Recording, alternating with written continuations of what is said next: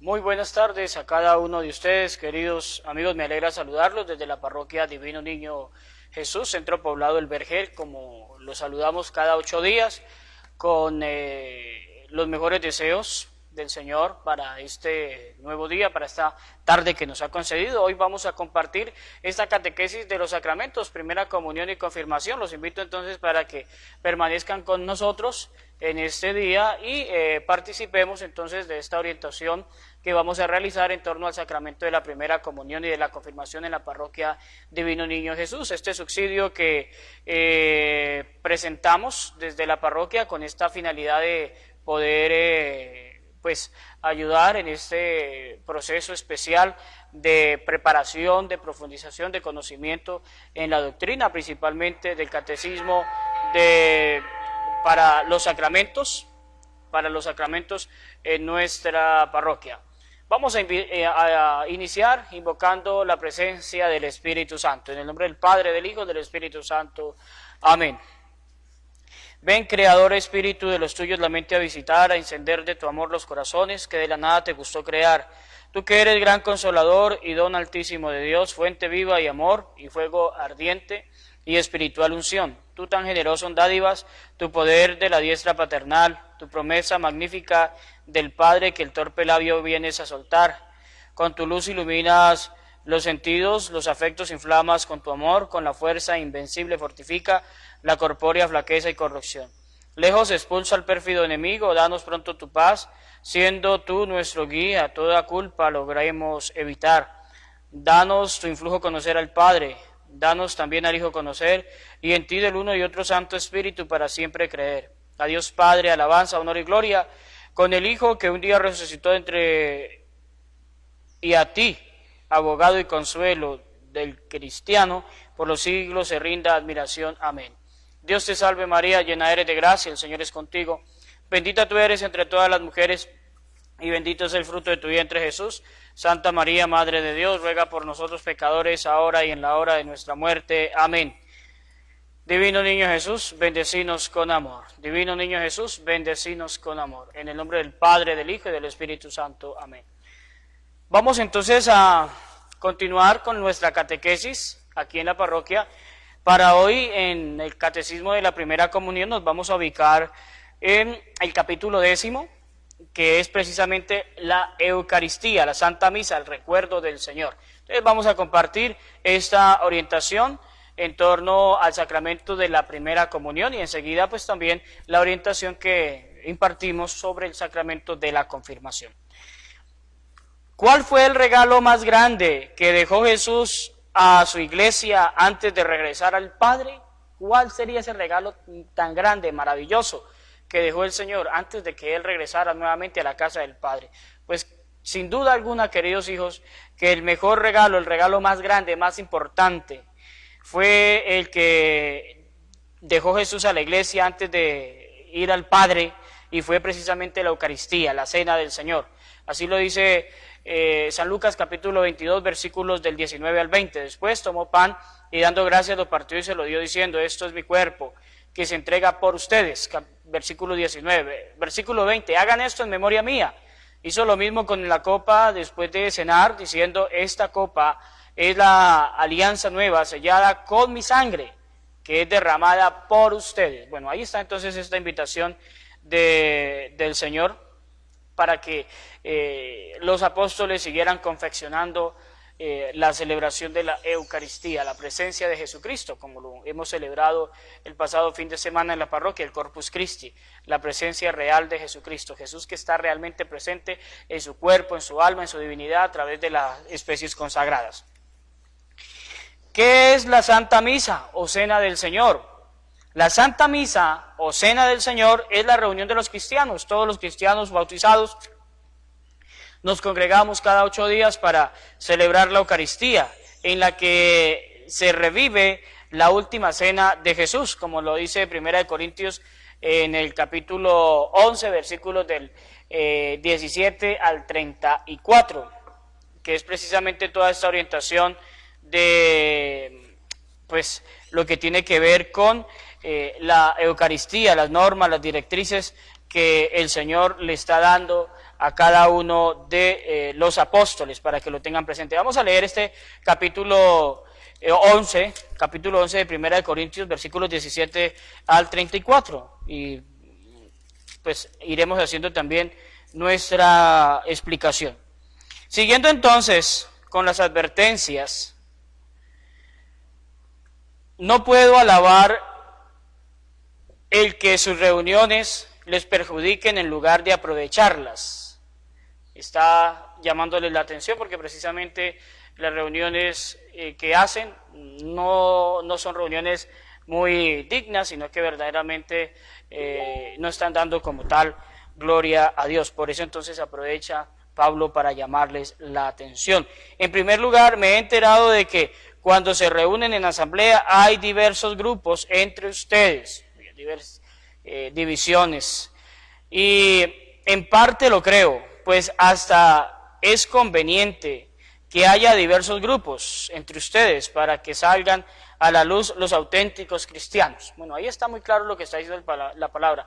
Pueden haber muchos grupos, pero entonces todo esto nos va a ayudar a que descubramos, entendamos el verdadero sentido y bueno, valoremos entonces lo que significa como tal los buenos, verdaderos, auténticos cristianos. El caso es que cuando se reúnan en asamblea no es para comer la cena del Señor, porque cada cual empieza comiendo su propia cena, y así resulta que mientras uno pasa hambre, otro se emborracha. Es la situación que vive hoy en día nuestras familias, como muchas veces ahora con motivo de la cosecha, entonces el fin de semana toman, se emborrachan y se están tomando el dinero de la familia, y algunos hasta a las galleras van y todo esto. Entonces es precisamente faltar, porque todo ese dinero que usted está botando, hay gente que lo está necesitando, hay gente que se acuesta sin poder comer, y entonces eso es un pecado despilfarrar así de esa manera.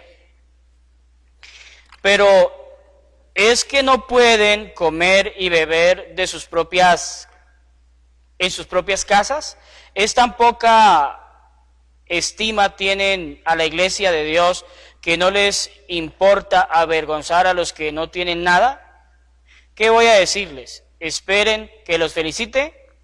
Pues no es para felicitarlos. Ahí está el llamado de atención, porque sencillamente como tal no está esta hermandad de parte de los como tal de estas personas. No hay como esa solidaridad también con los que están necesitados. Entonces por eso es como un jaloncito de orejas diciéndole, bueno, hay que ayudar a los que están en necesidades. Por lo que a mí toca, del Señor recibí la tradición que les he transmitido, a saber que Jesús, el Señor, la noche en que iba a ser entregado, tomó pan y después de dar gracias lo partió y dijo, esto es mi cuerpo entregado por ustedes, hagan esto en memoria mía. Aquí está San Pablo refiriéndose precisamente a la Eucaristía, el momento en donde Jesús instituye la Eucaristía, el Jueves Santo, vísperas de su pasión, antes de morir. Jesús reúne a sus apóstoles y pues instituye la Eucaristía, y ese es el testimonio más antiguo. Estamos en Primera de Corintios, que es la carta que se escribió por allá en el año 51. Entonces es el testimonio más antiguo en torno a los evangelios. El primer evangelio se escribe en el año 70, pero esta carta es mucho más antigua. Entonces por eso es el origen de la Eucaristía como tal. Y sigue entonces diciendo la palabra, después de dar gracias lo partió y dijo, esto es mi cuerpo entregado por ustedes, hagan esto en memoria mía. Igualmente después de cenar tomó el cáliz y dijo, este cáliz es la nueva alianza sellada con mi sangre, cuantas veces beban de él, háganlo en memoria mía. Así pues, siempre que coman de este pan y beban de este cáliz, anuncian la muerte del Señor hasta que Él venga. Ahí está hablando precisamente de la importancia de que nosotros seamos personas eucarísticas, de que nosotros nos alimentemos con la Eucaristía, como lo va a decir también el Evangelio de San Juan en el capítulo 6, que es todo el discurso del pan de vida, el discurso eucarístico. Por eso quien coma el pan o beba el cáliz del Señor indignamente peca contra el cuerpo y la sangre del Señor. Oiga, aquella persona que está comiendo indignamente el cuerpo y la sangre de Cristo está pecando, ¿sí? ¿Cuántos se acercan a la comunión sin estar preparados, de cualquier manera? Y entonces, cuando uno está en pecado, no debe de acercarse a comulgar, no debe de comulgar, debe de primero buscar la confesión para luego sí poder acudir al sacramento de la confesión, al sacramento de la Eucaristía. Por eso dice aquí la palabra: examínese pues cada uno a sí mismo antes de comer el pan y beber el cáliz, porque quien come y bebe sin discernir el cuerpo, come y bebe su propio castigo. Oigan, ¿se dan cuenta? Entonces, aquella persona que está comiendo y bebiendo sin un arrepentimiento sincero, sin estar preparado, está comiendo y bebiendo su propia condenación. Por eso, si uno está en pecado, no debe de acercarse a comulgar. Ay, es que de pronto la esposa me va a reclamar, ¿sí? No importa, pero no cometa un sacrilegio, ¿sí? No cometa un sacrilegio. Si usted sabe que ha cometido pecado, pues lo primero que debe hacer es confesarse y luego sí acercarse a comulgar.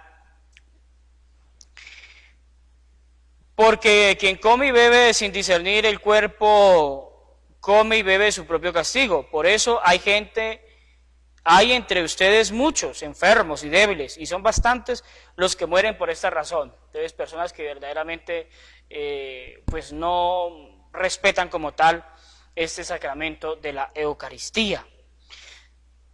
Si nos hiciéramos la debida autocrítica, no seríamos condenados de cualquier manera. El Señor nos corrige al castigarnos para que no seamos condenados junto con el mundo. El Señor tiene misericordia de nosotros, tanto nos ama que nos perdona y está con los brazos abiertos para sanarnos, para perdonarnos, para devolvernos su amistad. Por tanto, hermanos míos, cuando se reúnen para comer la cena del Señor, espérense unos a otros. Si alguno tiene hambre, que coma en su casa, a fin de que sus reuniones no sean censurables. Las demás cosas las solucionaré cuando vaya. Bueno, ahí están todas estas recomendaciones que San Pablo está haciendo a esta comunidad de Corinto en torno precisamente a la asamblea, a la reunión, a la Eucaristía. ¿Qué hizo Jesús en la última cena? Pues Jesús en la última cena, como tal, anticipó su sacrificio en la cruz, cambiando el pan en su cuerpo y el vino en su sangre, para darse en alimento a los apóstoles. Pues por eso les decía que este es mi cuerpo, esta es mi sangre. Vamos a verlo en el capítulo 6 del Evangelio de San Juan, versículos 48 al 58. Prácticamente es muy similar al texto que acabábamos de escuchar. Este texto es el pan de vida. Todo el capítulo 6 es el discurso del pan de vida. Entonces miremos aquí desde el versículo 48. Yo soy el pan de vida. Sus padres comieron el maná en el desierto y sin embargo murieron. Este es el pan que ha bajado del cielo para que quien lo coma no muera. El domingo precisamente en la solemnidad del Corpus Christi se nos hablaba de este texto en torno a cómo el pueblo de Israel pues recibió el maná, el alimento de Dios. Llovía el desayuno, llovía el almuerzo, llovía la comida, solamente guardaban para el día del descanso, del resto no se podía guardar porque la comida se dañaba y por eso tenían hambre. Entonces salían a primera hora a la comida y volvían otra vez en la tarde nuevamente a recibir la comida y otra vez tenían que volver a la media tarde. Entonces por eso Jesús dice: nuestros primeros padres comieron el maná, el alimento que Dios les dio, volvieron a tener hambre. Ahora el alimento que yo les doy es el alimento perfecto, el alimento que ya al consumirlo no van a volver ustedes a tener más hambre. Este es el pan que ha bajado del cielo, para quien lo coma no muera. Oiga, comer la Eucaristía, queridos hijos, no vamos a morir. Para la vida eterna, vamos a tener entonces en la vida eterna, vamos a tener la vida eterna. Sigamos mirando el discurso eucarístico. Jesús añadió: yo soy el pan vivo bajado del cielo, el que come de este pan vivirá para siempre. Oiga lo que está diciendo el Señor: si nosotros nos alimentamos con la Eucaristía, vamos a vivir para la eternidad, vamos a vivir para siempre. Y el pan que yo daré es mi carne, yo la doy para la vida del mundo. Esto provocó una fuerte discusión entre los judíos, los cuales se preguntaban, ¿cómo puede darnos a comer su carne? Jesús les dijo, yo les aseguro que si no comen la carne del Hijo del Hombre, no beben su sangre, no tienen vida en ustedes. El que come mi carne y bebe mi sangre tiene vida eterna, y yo lo resucitaré en el último día. Ahí está entonces la invitación a que nosotros seamos personas eucarísticas, a que nosotros recibamos la Eucaristía. Mi carne es verdadera comida y mi sangre es verdadera bebida. El que come mi carne y bebe mi sangre vive en mí y yo en él. ¿Se dan cuenta? Entonces vamos a tener presencia, vamos a pertenecer a Jesucristo, Jesucristo va a estar también con nosotros y nosotros le recibimos en la Eucaristía. Como el Padre que me envió posee la vida y yo vivo por él, así también el que coma vivirá por mí. Este es el pan que ha bajado del cielo, no como el que comieron sus antepasados, ellos murieron. Pero el que coma de este pan vivirá para siempre. Palabra del Señor. Bueno, gloria a ti, Señor Jesús. Ahí está todo este texto, queridos hijos, en torno a la Eucaristía, el capítulo 6 del Evangelio de San Juan. Y preguntémonos entonces, ¿qué dijo Jesús a los apóstoles al terminar la última cena? ¿Cuáles fueron sus palabras? Jesús, terminando la última cena, dijo, hagan esto en memoria mía. Él por eso los manda a confeccionar la Eucaristía. Él no les dice, esto se parece a mí, o esto creo que soy yo. No, hagan esto en memoria mía. Recibieron ese mandato del Señor. Con estas palabras Jesús ordenó a los apóstoles que repitieran su última cena como el recuerdo más grande que Él les dejaba, y de ahí para acá entonces se viene confeccionando la celebración de la Eucaristía. Se puede decir también que en la Santa Misa o Cena del Señor es la renovación del sacrificio de la cruz, claro, ahí está renovándose. Se puede decir también que la Santa Misa o la Cena del Señor es la renovación del sacrificio. Vamos a mirarlo, algunas citas bíblicas aquí, Hebreos capítulo 7, 24, y versículos 27, capítulo 13, versículos 10 al 15, voy a leer solamente una.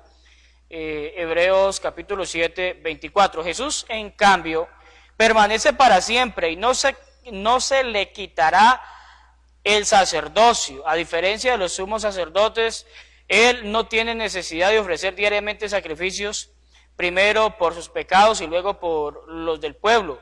Y para el pueblo no lo hizo sino una sola vez, ofreciéndose a sí mismo. Entonces Jesús se ofreció de una vez para todas y por todos se ofreció, ¿sí? Entonces esto es importante que lo tengamos presente. El sacrificio, la Eucaristía, la primera Eucaristía es el sacrificio de Cristo. Jesucristo se sacrifica por nosotros. Anteriormente el pueblo tenía que, para que Dios tuviera misericordia, ofrecer diferentes sacrificios. Entonces sacrificaban animales para que Dios tuviera piedad y compasión. Nosotros ya no tenemos que sacrificar ningún animal, porque es Jesucristo el que se ha sacrificado por cada uno de nosotros. Eso para que lo tengamos presente. Jesús se sacrifica por nosotros, Jesús se sacrifica por la humanidad. Entonces, ¿se dan muchos sacrificios de Jesús? No, el sacrificio de Jesús es uno solo. Todas las Eucaristías es el mismo sacrificio. La misa sigue siendo presente y operante el único sacrificio del Calvario, ofrecido de una vez y para siempre. Entonces, siempre que se celebra la Eucaristía es el mismo sacrificio. Hebreos capítulo 9, versículos 27 al 28, nos va a decir lo siguiente: los hombres mueren una sola vez y después viene para ellos el juicio. De la misma manera, Cristo se sacrificó una sola vez para quitar los pecados de la multitud. La segunda vez se manifestará a todos aquellos que lo esperan como a su Salvador, pero ya no será por causa del pecado, ¿sí? Por eso entonces Jesús hace un sacrificio de entregarse de una vez y para siempre por toda la humanidad. ¿Sí? Y ese sacrificio lo vivimos actualizando cada vez que se celebra la Eucaristía. ¿Qué hizo Jesús entonces en la cruz? En la cruz se ofreció al Padre para redimir a los hombres del poder del maligno, haciéndoles hijos de Dios y abriéndole las puertas del cielo. Entonces esto hace Jesús, se entrega por nosotros, muere por nosotros, derramando su sangre para que Dios nos perdone y para que se nos abran las puertas del cielo. Varias citas bíblicas, aquí, Juan 3:14, Juan 8:28, Juan 12:28, 33, Hebreos 6:20 y Hebreos 9:24. Voy a leer de aquí dos citas bíblicas. Juan 3:14 dice: recuerden la serpiente que Moisés hizo levantar en el desierto, así también tiene que ser levantado el Hijo del Hombre. Precisamente es la prefiguración de Jesucristo. Esa serpiente en el Antiguo Testamento que es elevada en un estandarte, y que todo el que mira a esa serpiente entonces inmediatamente queda curado. Pues lo mismo sucede cuando nosotros dirigimos nuestra mirada a Cristo, que entrega su vida por nosotros. San Juan 8:28 dice, y añadió: cuando levanten en alto al Hijo del Hombre, entonces conocerán que yo soy, y que no hago nada por mi cuenta, sino que solo digo lo que el Padre me ha enseñado. Bueno, ahí está claro entonces lo que Jesús nos está orientando, lo que Jesús nos está diciendo. ¿Cuál es la diferencia entre el sacrificio de Jesús en la cruz y el sacrificio de Jesús en la Santa Misa? Pues la diferencia entre el sacrificio de Jesús en la cruz y el sacrificio de Jesús en la Santa Misa está: en la cruz Jesús se ofreció al Padre derramando su sangre, mientras que en la misa Jesús se ofrece al Padre sin derramar su sangre. Además, en la cruz Jesús se ofreció al Padre en nombre de la Iglesia, mientras que en la Santa Misa Jesús se ofrece al Padre juntamente con su Iglesia y de una manera especial con los que están participando de ella. Entonces, en la Eucaristía se ofrece Jesús por todos, es el sacrificio por toda la humanidad, ¿sí? Y por eso entonces la importancia de que se celebre la Eucaristía. El sacerdote dice, la carta a los Hebreos, celebra la Eucaristía por sus pecados y los pecados de la humanidad. A eso está llamado, a celebrar la Eucaristía. Y nosotros también entonces debemos entonces de entenderlo y, bueno, saber cuál es la finalidad de la Eucaristía. Vamos a ver qué nos dice Romanos 12:5. Así también nosotros formamos un solo cuerpo en Cristo. Dependemos unos de otros. Oiga, estamos en comunidad, ¿sí? Dependemos unos de otros, necesitamos de todos. Dentro de la Eucaristía es para todos, el Señor ha venido para todos. Y por eso entonces es importante que lo entendamos, lo acojamos, lo aceptemos. ¿Cuál es la diferencia entre la última cena de Jesús y la Santa Misa? Oiga, la última cena de Jesús y la Santa Misa, la diferencia entre la última cena de Jesús y la Santa Misa es que en la última cena de Jesús anticipó el sacrificio de la cruz. Eso fue lo que hizo, anticipar el sacrificio de la cruz, lo que iba a acontecer, lo que iba a suceder. Entonces se anticipó en la muerte de cruz. Y el sacrificio, mientras que la misa directamente lo está actualizando. Eso hace la Eucaristía, actualizar ese misterio pascual de la pasión, de la muerte y de la resurrección del Señor. ¿Qué tenemos que hacer durante la Santa Misa? Bueno, leamos una cita bíblica aquí, 1 Corintios 11, 24, 26. Ya lo leí ahora al comienzo. Y después de dar gracias lo partió diciendo: esto es mi cuerpo que es entregado por ustedes, hagan esto en memoria mía. De igual manera, tomando la copa después de haber cenado, dijo: esta copa es la nueva alianza en mi sangre. Todas las veces que la beban, háganlo en memoria mía. Bueno, ahí está esta invitación. ¿Qué tenemos que hacer entonces, queridos hijos? Durante la Santa Misa, ¿qué nos toca hacer? Durante la Santa Misa, primero escuchar la palabra de Dios, a eso venimos, a escuchar a Dios que nos habla.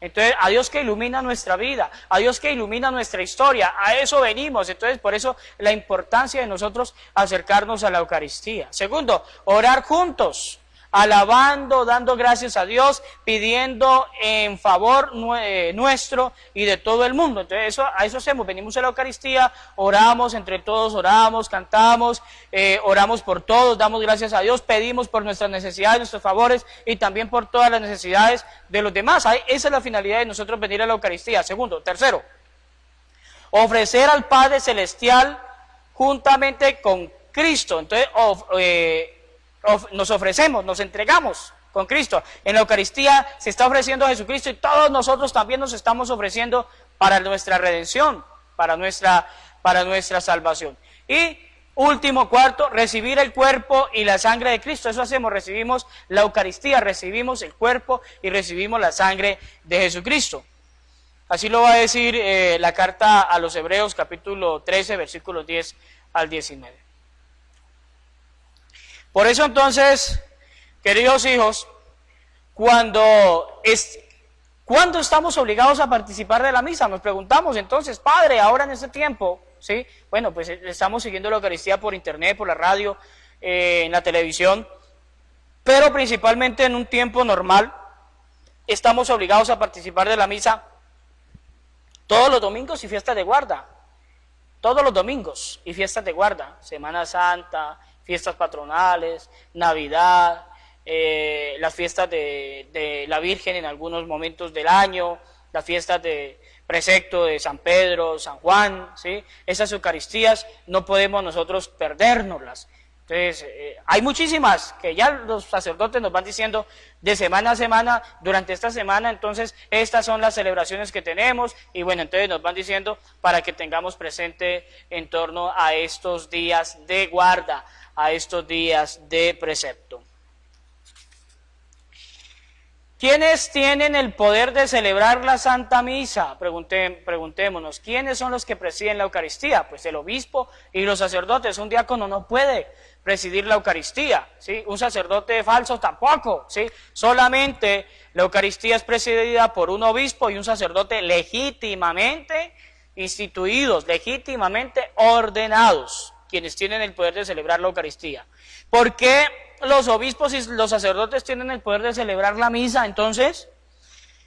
Pues porque son los sucesores de los apóstoles, y los sacerdotes porque son los colaboradores de los obispos. El obispo sucesor de los apóstoles, los sacerdotes somos colaboradores de los obispos. Los obispos no pueden estar en todas nuestras comunidades todos los días, y entonces por eso ahí está nuestra función como sacerdotes de estar en la parroquia, y estamos en la parroquia y no somos una rueda suelta, si no es que usted hace lo que quiere, lo que se le antoja. No, nosotros tenemos una norma, está la diócesis, las normas que nos da el señor obispo. El obispo tampoco es una rueda suelta, no, tiene también las normas que le da la Conferencia Episcopal dentro de Colombia, las normas que vienen desde el Vaticano por el Papa. Entonces, para estar en la Iglesia de Cristo, para estar en comunión, porque si un sacerdote no le obedece a su obispo, entonces no está en comunión con el obispo, con la Iglesia. Si un obispo no le obedece al Papa, no está en comunión con la Iglesia, rompe la comunión con la Iglesia. Bueno, entonces, hasta aquí esta orientación en torno al sacramento de la primera comunión, para que lo tengamos presente. Ya los invito entonces para que ojalá puedan ustedes leer el capítulo de Primera de Corintios capítulo 11, versículos 23 al 29. Capítulo 11, Primera de Corintios 23 al 29, que es precisamente el texto base que hemos utilizado para esta orientación de la Santa Misa.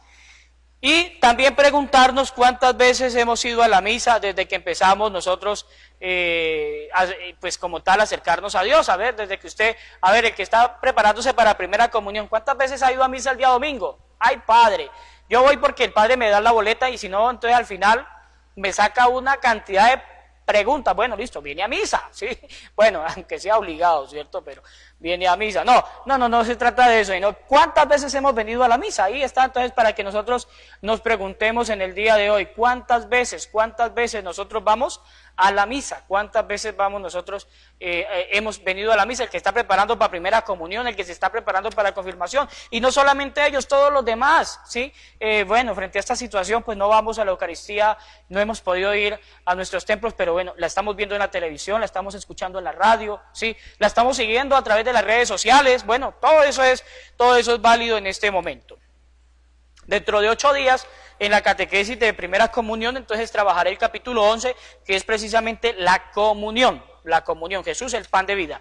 Y ahora entonces vamos a tener esta pequeña orientación en torno a la confirmación, también para que lo tengamos presente. Hemos trabajado ya los dones del Espíritu Santo, que fueron los temas que trabajamos la semana pasada. Pues ahora solamente voy a trabajar estas dos preguntas en torno al sacramento de la confirmación, y ya entonces pasaré la próxima semana al tema de la conversión, que es el último tema de la catequesis de primera comunión. Entonces vamos a hablar ahora de la pregunta 35 en el catecismo de confirmación, que es el catecismo del padre Gaspar Astete. Entonces, ¿qué dice la pregunta? ¿Qué condiciones se necesitan para obtener los dones y gracias del Espíritu Santo? Si hemos hablado de los dones y hemos hablado de las gracias del Espíritu Santo, hemos celebrado Pentecostés y hemos dicho que el Espíritu Santo llegó cargado, llegó como Papá Noel, popularmente como lo dice la gente, ¿cierto? Llegó lleno de regalos, con dones, con los carismas, con las gracias, con todos estos ministerios que trajo el Espíritu Santo. Entonces, la Iglesia Católica en 20 siglos de existencia ha descubierto unos medios muy eficaces para obtener la asistencia del Espíritu Santo en todos los momentos importantes de nuestra vida. Y estos son, primer medio entonces para obtener la presencia del Espíritu Santo, atención, la oración. Hoy precisamente el texto que encontramos en el Evangelio de hoy nos está recordando las tres prácticas, las prácticas judías en torno a, pues una buena religiosidad. Entonces está la limosna o caridad, está la oración y está el ayuno. Primera, aquí entonces, gracia, primer elemento para que nosotros podamos obtener las gracias, los dones, carismas del Espíritu Santo, la oración. Jesús le dijo al Padre: el Padre Celestial dará el Espíritu Santo a quienes se lo pidan. Le decía a los apóstoles, Lucas capítulo 15, versículo 3, el Padre les dará el Espíritu Santo a quienes se lo pidan. Pedimos el Espíritu Santo, queridos hijos, invocamos el Espíritu Santo. Recuerden que estamos en el tiempo del Espíritu Santo, que ya la obra del Padre pasó, como lo decíamos, en la Santísima Trinidad, la obra del Hijo también, que fue el Redentor. El Padre fue el Creador, el Hijo fue el Redentor, y estamos en la obra del Espíritu Santo, que es el santificador, Por eso entonces, millones de personas en todos los tiempos han experimentado el prodigioso valor de la oración, cuando necesitan una ilustración de lo alto o una fuerza para su voluntad o una buena dosis de amor especial, espiritual, para su corazón desanimado. Así cumple la promesa del Señor. Todo el que pide recibe. Hay que pedirle a Dios, hijos. Muchas veces nosotros no pedimos, y entonces como no pedimos, pues Dios, entonces ¿cómo nos va a dar? Hay que pedir. Una persona cuando pide es porque verdaderamente necesita, y si no, ¿cómo vamos a saber que esa persona necesita? Lo vemos en nuestra situación hoy en día, como muchas veces cuando uno pasa por muchas comunidades, muchas veredas, y hay gente que nunca se atreve a pedir, y hay gente que está pasando necesidades. Entonces dice la palabra, pedir. Todo el que pide, recibe. Hay que pedir. Primero entonces, la oración. Segundo, la lectura de la palabra. Hay que hacernos amigos de la palabra. Hay que leer, queridos hijos, las Sagradas Escrituras. Que no se nos caigan de las manos, ¿sí? Que al menos una palabra, un capítulo, un versículo, una página, lo que más podamos en torno a las Sagradas Escrituras. No se trata de que hagamos competencia a ver el que lea primero. No se trata de esa. Así no funciona, ¿sí? Así no funciona. Entonces, muchísimas veces el Espíritu Santo habla al alma por medio de la Santa Biblia. Este ha sido el medio ordinario que ha usado por los siglos y los siglos. Es casi imposible leer una página de la Sagrada Biblia con fe y atención y no recibir en el alma un importante mensaje del Espíritu Santo. Muchas veces creemos que podemos, vamos a leer la Biblia, y entonces usted está leyendo la Biblia y está con el celular en la mano, o está viendo televisión o escuchando música. No le sirve, no le aprovecha de nada. Tiene que desconectarse absolutamente de todo para poder entender la palabra de Dios. Aquí cuando viene al templo, entonces está pendiente de la palabra, no de que si esta persona se quedó dormida, no se quedó dormida, si está prestando atención o no, si el templo hay mucha gente o no hay gente. Lo que tiene que hacer usted es estar atento al mensaje del Señor. Por eso que el rato más benéfico del día, después de que se dedica a la oración, es que dediquemos con paz y humildad a leer una página de la Biblia. Dejar un día sin leer algo de la Santa Biblia es dejar pasar esas 24 horas sin sintonizar lo que el Espíritu Santo nos quiere comunicar, oiga. Entonces, perdernos de esa gracia como tal. Por eso, entonces, es importante la lectura de la palabra. Primero, la oración. Segundo, la lectura de la palabra. Tercero, evitar el pecado y tratar de vivir en gracia de Dios. Oiga, evitar el pecado. Huir de la ocasión. Muchas veces el ser humano es débil y entonces usted muchas veces no huye de la ocasión, sino que se deja llevar por el pecado, se deja llevar por las redes sociales, por esto y lo otro, y entonces, bueno, por ahí viene el pecado, por esta situación. Entonces habrá que tenerlo presente. San Pablo decía: no contristéis al Espíritu Santo. ¿No sabéis que sois templos del Espíritu Santo? ¿Vais a profanar con el pecado el templo del gran Dios? Cada vez que cometemos un pecado mortal, echamos el Espíritu Divino de nuestra alma, lo sacamos a Dios. Recuerden que el pecado mortal rompe la comunión con Dios. Por eso, ¿cómo pretendemos que Él obre maravillas en nosotros si le negamos hospedarse en nuestra alma? Por eso entonces el más grande enemigo de los dones del Espíritu Santo es el pecado mortal, aceptado y odiado. Hay pecados inesperados, por sorpresa, por momentos de especial debilidad, se descuidó, falló, se equivocó, pero luego se lloran, se odian, se confiesan y se hace el propósito serio de no volverlos a cometer. Usted ya se arrepiente de ese pecado que había cometido. Esto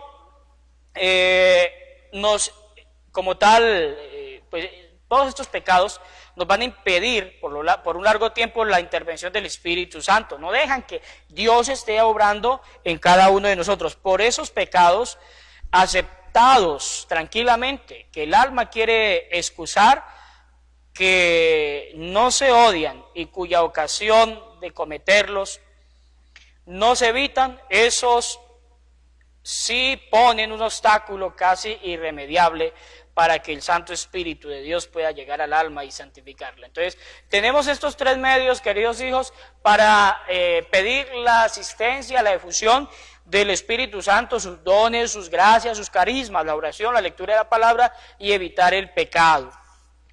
Ahora, ¿cómo se conoce que el Espíritu Santo mora en una persona? ¿Cómo vamos a saber que verdaderamente el Espíritu Santo está ahí en esa persona obrando? Pues también hay algunas señales. Aquí les traigo tres señales. La primera, la señal más sobresaliente de que el Espíritu Santo vive en una persona es que ama mucho a Dios y al prójimo. Entonces, ahí está. Ama a Dios, se ve esa manera de usted amar a Dios, de amar al prójimo, de hacer las cosas bien, de ir por buen camino, todo eso. Entonces ahí se mira entonces verdaderamente la primera señal de que usted tiene el Espíritu Santo, ¿sí? Porque usted ama a Dios, ama a María, ama a los santos, ¿sí? Porque usted ama al prójimo. Dice el Señor, si usted dice que ama a Dios y no ama a su hermano, es un mentiroso. La segunda señal son ciertos frutos que se manifiestan en su personalidad. Dice el libro santo, los frutos del Espíritu Santo son el amor, gozo, paz, paciencia, benignidad, bondad, fe, mansedumbre, castidad. Lo dice Gálatas capítulo 5. Y en la vida de la persona que está poseída por el Espíritu Santo se notan pronto estas cualidades: el amor, la bondad, la paz, la paciencia, la mansedumbre, la fe, la castidad. Todo esto se ve en una persona que tiene el Espíritu Santo. Entonces, primero, es una persona que ama a Dios y que ama al prójimo. Segundo, es una persona que también practica los frutos del Espíritu Santo. Y tercero, hay un cambio total en la vida, hay una conversión. ¿Cuántas veces nosotros esperamos que la otra persona cambie? Y no tenemos que esperar a que la otra persona cambie. Los primeros que tenemos que cambiar somos nosotros. Nos puede pasar lo de aquella persona que dice, Cuando un niño a los 12 años se inventa una oración, Señor, dame la oportunidad de cambiar el mundo, y todos los días rezaba, Señor, dame la oportunidad de cambiar el mundo. Llegó a los 25 años, se dio cuenta que el mundo no había cambiado, y cambió la oración, Señor, dame la oportunidad de cambiar a mi familia y a mis amigos. Todos los días rezaba lo mismo, Señor, dame la oportunidad de cambiar a mi familia y a mis amigos. Pues llegó a los 80 años, se dio cuenta que ni el mundo, ni la familia, ni los amigos había cambiado, y ahí fue en donde entendió que no tenía que cambiar ni el mundo, ni la familia, ni los amigos, sino que el que tenía que cambiar era él mismo, él mismo. Entonces, por eso no tenemos que esperar a que los demás cambien. Ay, yo no voy a misa, porque como es que mire, fulano de tal no cambia. Usted no va por la otra persona, usted va por usted mismo, ¿sí? Usted no tiene que esperar a que el otro cambie, ¿sí? Entonces, eso tenemos que tenerlo presente. El individuo que posee el Espíritu Santo es persona totalmente cambiada, transformada. Se conoce su vida, tiene un rumbo, ¿sí?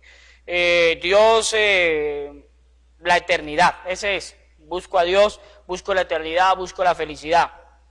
En sus palabras y en su modo de ser, trasluce que su meta es algo superior a los deseos materiales, deseos y anhelos que no son poseer riquezas, honores o placeres, sino que ser amigo de Dios y hacer el bien a los demás. ¿Cuántos se dejan engañar ahora por todo lo que el mundo y la sociedad de consumo ofrece? Y entonces usted quiere estar a la moda, quiere agradarle al mundo, y no son las cosas así. Las cosas materiales y pasajeras que antes de convertirse le traían tanto, ahora ya no le fascina ni la mitad de lo que le fascinaba antes, pero lo eterno, lo espiritual, sí le emociona y le agrada. Entonces aquello que le quitaba, lo trasnochaba, ahora ya, listo. Ahora se preocupa más por el camino de Dios, se preocupa más por la vida espiritual. Es persona revitalizada, se deleita en llevar a cabo su tarea diaria, aunque sean rutinas que muchas veces suelen ser como canzonas, ¿sí? Porque sabe que ellas son el camino para llegar a la posición de las realidades eternas, su amor a Dios y al prójimo, y su dinamismo que le hace trabajar y desgarrarse por su religión, y sus hermanos se transmiten a otros y contagia el amor y el entusiasmo de los que lo rodean. Así por su medio otros encuentran verdadero significado a sus vidas. El Espíritu Santo es una persona muy activa en la vida del creyente.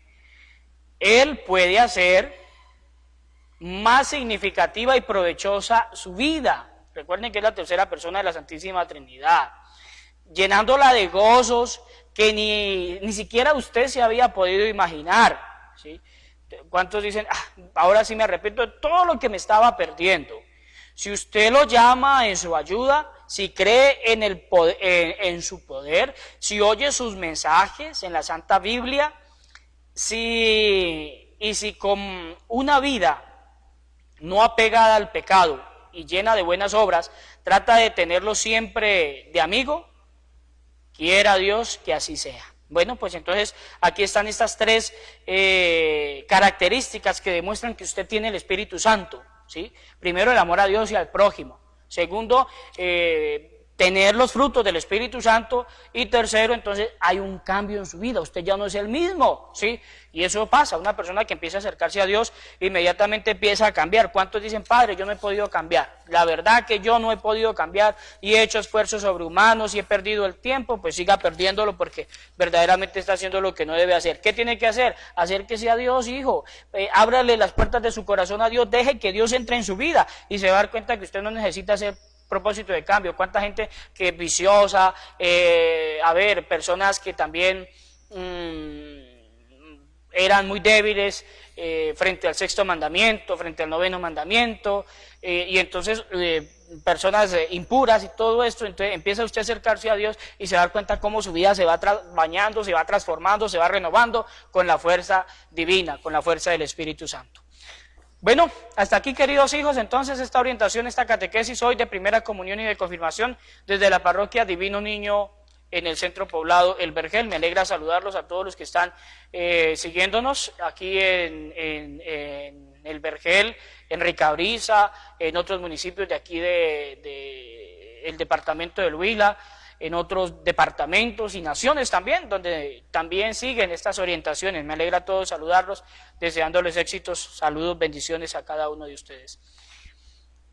Bueno, agradecerles a ustedes, queridos hijos. Esta tarde los esperamos en la Eucaristía de los esposos, la Eucaristía de San José, ya con todos los protocolos también de bioseguridad para poder ingresar a nuestro templo, que ya más adelante van a tener ustedes también este video que se va a organizar para que miremos cómo funciona todo esto de los protocolos de bioseguridad, lo que tenemos que tener presente para que podamos entrar con toda confianza, libertad y seguridad a nuestros templos. Me alegra entonces saludarlos a todos, que Dios los bendiga, el Señor esté con vosotros y con tu espíritu. La bendición de Dios Todopoderoso, Padre, Hijo y Espíritu Santo, descienda sobre vosotros, sobre vuestras familias y los acompañe siempre. Muchas felicidades a todos, que Dios los guarde.